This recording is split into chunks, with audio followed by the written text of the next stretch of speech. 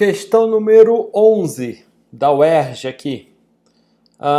Vamos ver. Essa perda de eficácia está associada à seguinte característica do vírus influenza. Tá bom, vamos lá. Pandemias graves de gripe por vírus influenza repetem-se no mundo a determinados intervalos de tempo, causando milhões de mortes. Cientistas da OMS alertam para o fato de que a gripe aviária surgida no Sudeste pode provocar uma certa pandemia. O controle desse vírus é problemático, não só devido à facilidade de transporte no mundo, mas também porque as vacinas produzidas para combatê-lo podem perder a sua eficiência com o tempo. Essa perda de eficiência está associada à seguinte característica: a característica deles sofrerem mutações e criarem novas proteínas. Então, aquela proteína que antes você tinha anticorpos contra ela, ela muda a estrutura tridimensional, portanto, perdendo a eficácia. Lembra? O anticorpo segue o modelo chave-fechadura. Então, sofrer alterações em seu genoma com certa frequência? Sim. O resto, inibir com eficiência a produção de anticorpos, ele não inibe. Destruir um grande número de células responsáveis pela imunidade, ele não é AIDS.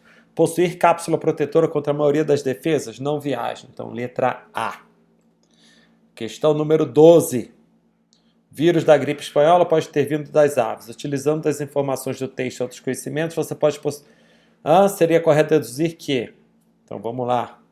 Um estudo realizado por uma equipe americana sugere que o vírus da gripe espanhola, blá blá blá, possivelmente surgiu nos pássaros. Os autores do estudo descobriram que o vírus compartilha de características genéticas com os vírus que circulou recentemente na Ásia, causando a gripe do frango.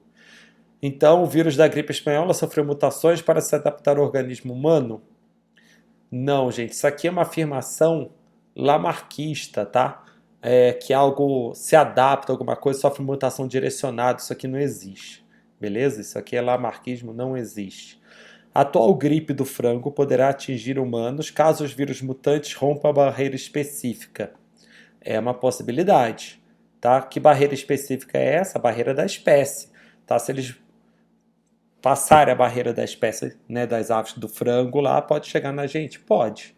Vamos ver as outras. Para se prevenir contra uma nova gripe espanhola, devem ser obtidos eficientes antibióticos. Antibiótico, a gente vai ver, ele é contra bactérias, não é contra vírus. E uma vacina desenvolvida a partir do vírus da gripe espanhola será suficiente para prevenir contra a pandemia da gripe do frango? Não, gente. Por quê? Porque é outro vírus, tem outras proteínas, não é o mesmo vírus da gripe aqui, certo? Da gripe espanhola não é o mesmo dessa gripe do frango que teve, certo? Então, letra B aqui. 13. Vamos lá direto. Pergunta.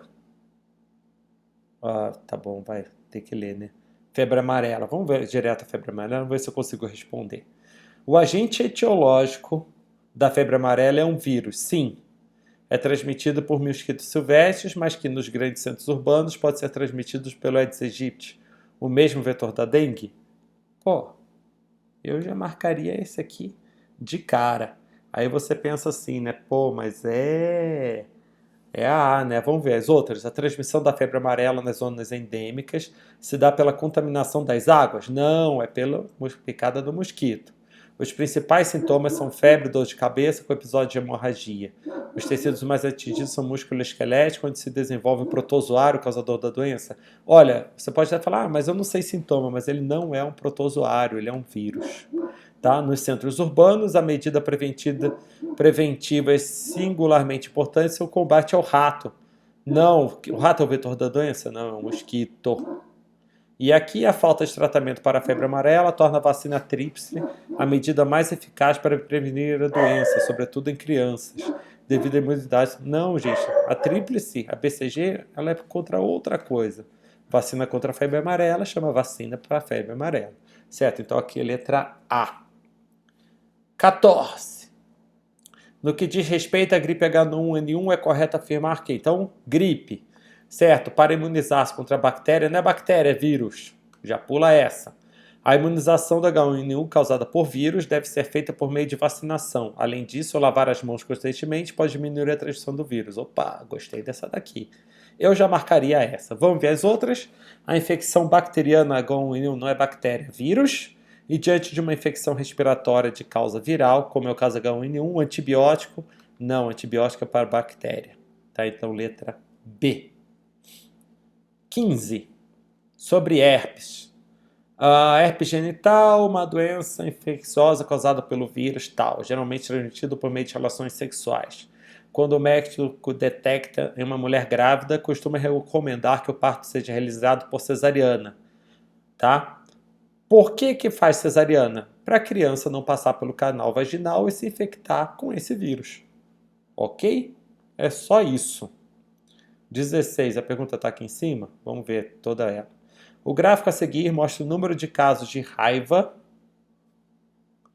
relatados no país de 60 a 95. A raiva é uma doença viral potencialmente letal.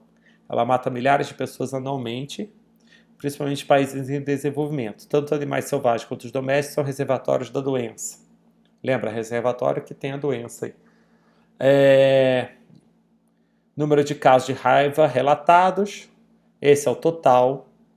Aqui casos domésticos, casos selvagens, tá? Por que a diferença entre o número de casos de raiva relatados em animais selvagens e domésticos? Porque a gente vacina os animais domésticos, então é mais raro eles pegarem raiva, porque a maioria é vacinado. Você não tem como vacinar o coitado dos morceguinhos, beleza? É isso daí que vocês têm que pensar. 17. Vamos ver a pergunta. Que categoria de organismos é causador da varíola? Vírus é causador, é quem causa a varíola, certo? Uma característica que identifica essa categoria de organismo. São acelulares, não têm metabolismo próprio, são parasitas intracelulares obrigatórios e específicos. É falar de vírus, tá? Qual a explicação para a imunização das pessoas com o pus? Que tipo de imunização ocorreu? Lembra que eu contei essa historinha para vocês? Tá? Isso aqui é uma imunização ativa. O pus contém o quê? Restos de células de defesa e restos do organismo causador da doença. No pus, você vai ter aquele organismo causador da doença já inativo, né, morto, já parcialmente destruído. Só que as proteínas dele estão lá. Quando você põe essa proteína dentro do corpo da outra pessoa, o corpo vai aprender a combatê-la. Então, da próxima vez que aquela proteína entrar, que pode ser quando o vírus estiver realmente ativo, então ele já estará imunizado. Então, imunização ativa. É tipo uma vacinação. Qual é a explicação biológica para a vulnerabilidade da população indígena à varíola? É aquela história, né, que as populações indígenas, elas nunca tiveram contato com essa doença antes. E, na verdade, com várias outras doenças. Vocês já ouviram falar, quando vocês veem história, que várias populações nativas da América foram exterminadas pelas doenças dos europeus. Porque eles, como nunca tinham entrado em contato, não tinham a imunidade ativa contra elas. Beleza?